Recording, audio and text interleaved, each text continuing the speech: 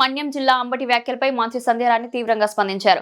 పార్వతీపురం మన్యం జిల్లా మంత్రి సంధ్యారాణి నివాసంలో జరిగిన ప్రెస్ మీట్ లో అంబటి రాంబాబు ముఖ్యమంత్రిపై చేసిన దూషణలపై ఆగ్రహం వ్యక్తం చేశారు. చంద్రబాబు నాయుడుపై బూతులు తిడుతున్నావు, నువ్వు మనిషివా జంతువా? 4 సార్లు ముఖ్యమంత్రిగా ఉన్న చంద్రబాబుపై అనుచిత దూషణలు చేయడం సమంజసం కాదని అన్నారు. మీ ప్రవర్తన వల్ల బూతులు మాట్లాడడం వల్ల మీ పార్టీ 151 సీట్ల నుండి 11 సీట్లకు పడిపోయినప్పటికీ మీకు ఇంకా సిగ్గు రాలేదన్నారు. ముఖ్యమంత్రికి బహిరంగ క్షమాపణ చెప్పాలని అన్నారు. పశువా రాక్షసుడివా? నీ వాక్యులేంటి? అసలు ఏం మాట్లాడుతున్నావు?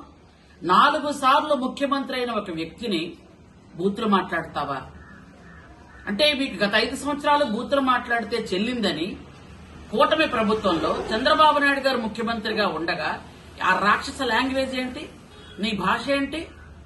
బహిరంగంగా చంద్రబాబు నాయుడు గారికి క్షమాపణ చెప్పు, లేకపోతే ఈ రోజు నీ ఇంటికి వచ్చారే మహిళలందరూ చెప్పులతో కొట్టడానికి అలా కొట్టించుకోవాలనుకుంటున్నావా?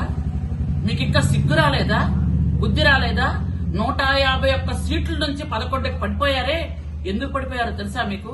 మీ లాంగ్వేజ్ వల్ల, మీ బాడీ లాంగ్వేజ్ వల్ల, మీ డాన్సుల వల్ల, మీ తైతక్కల వల్ల, మీ బూతుల వల్ల ఈ రోజు 11 సీట్లున్న మీరు ఈ రోజు కూడా మీకు బుద్ధి రాలేదు. మీకు ఈ రోజు మీరు మాట్లాడుతున్న మాటలు కల్తీ జరిగింది ప్రసాదంలో అని అందరూ చెప్పుకుంటుండగా మీరు మాత్రం కాదంటున్నారు. సిట్టే డైరెక్ట్ గా కల్తీ జరిగింది, పాలు లేకుండా నెయ్యి ఎక్కడొచ్చింది అని అడిగారు. కలియుగ ప్రత్యక్ష దైవం వెంకటేశ్వర స్వామి ప్రసాదాన్నే మీరు కల్తీ చేయగలేంది మనుషులంటే తప్ప, ఎవరైనా మాట్లాడితే తప్ప. మీకు ధైర్యం ఉంటే దానికి సమాధానం చెప్పండి. అంతేగాని మీరు సమాధానం చెప్పలేక హద్దులు మీరి చంద్రబాబు నాయుడు గారిని మాట్లాడుతున్నావు. తస్మాత్ జాగ్రత్త. చంద్రబాబు నాయుడు గారు వయస్సు, అనుభవం, ఆయన క్రమశిక్షణ, ఆయన నిబద్ధత, ఆయన విజనరీ నీకుందా?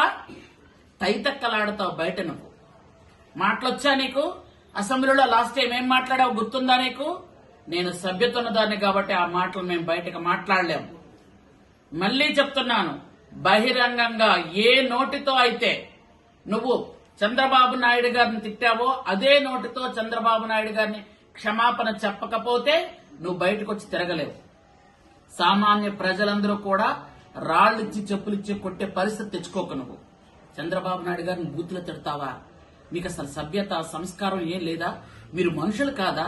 మీరు పశువుల? పశువులకైనా కూడా ఒక సభ్యత ఉంది, కానీ మీకు ఆ సభ్యత కూడా లేదా? ఏ మాటలు పడితే ఆ మాటలు మాట్లాడతారా? ఏ లాంగ్వేజ్ పడితే ఆ లాంగ్వేజ్ వాడతారా? ఏమనుకుంటున్నారా అసలు మీరు? ఇది ప్రజాస్వామ్యం అనుకుంటున్నారా? ఇంకా రాజారెడ్డి రాజ్యాంగంలో ఉన్నారనుకుంటున్నారా? మీకు మీ నాయకుడికి బుద్ధి రాదా? ఖచ్చితంగా బేషరతుగా చంద్రబాబు నాయుడు గారు క్షమాపణ చెప్పి తీరాలని నేను డిమాండ్ చేస్తున్నాను.